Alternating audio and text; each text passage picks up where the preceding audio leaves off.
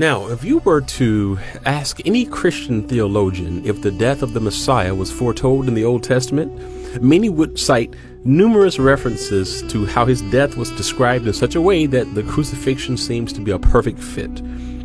But today, we're not going to look at all of the references to the death of the Messiah all throughout the Old Testament. No, today we're just going to look at one chapter from the scroll of Isaiah.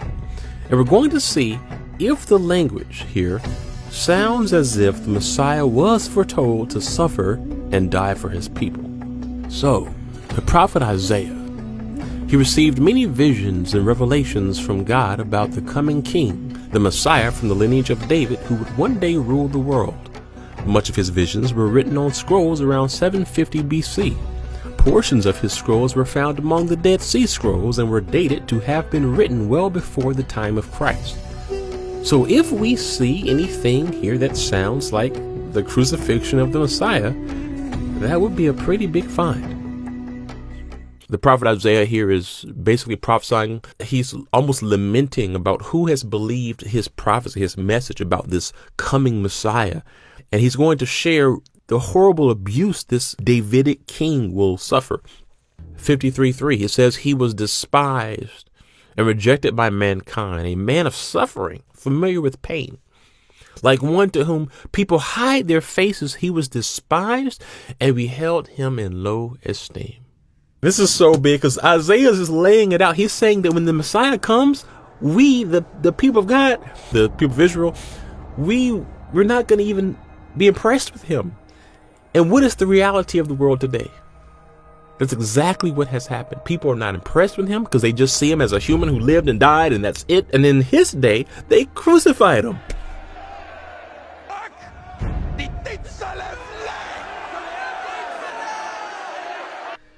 Which is why it says he's a man of suffering. And here it is. I love prophecy. He says, surely he took up our pain and bore our suffering, yet we consider him punished by God, stricken by him, and afflicted.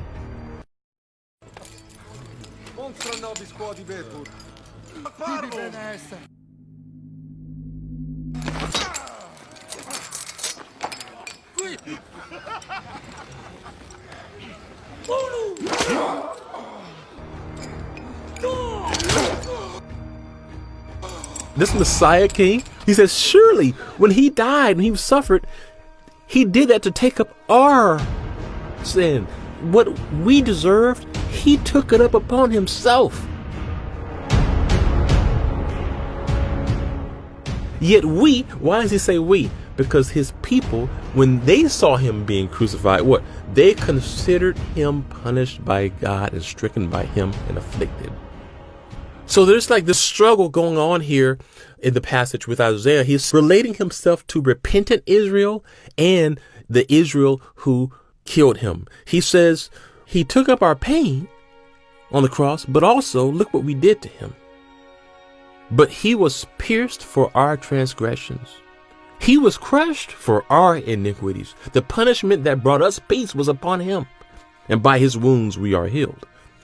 But he was pierced for our transgressions and was crushed for our iniquities. Wow. Isaiah here is just laying out the gospel. He's going to be pierced for our transgressions and crushed for our iniquities. He died for us. The gospel is right here in the Old Testament. The prophets foretold the whole thing.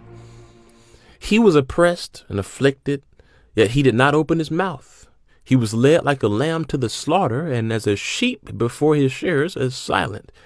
And so he did not open his mouth. And we see clearly how when Jesus was led to his death, he didn't open his mouth.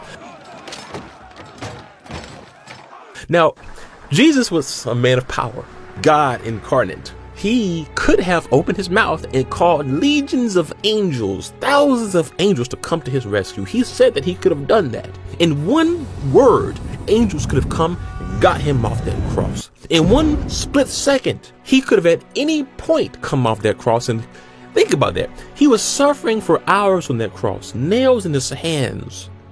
And at any point, he could have said, okay, God, I'm done. I can't handle this. Bring the angels and save me right now. But he didn't do it. He didn't open his mouth. He kept his mouth shut through that entire time, and he dealt with it for us.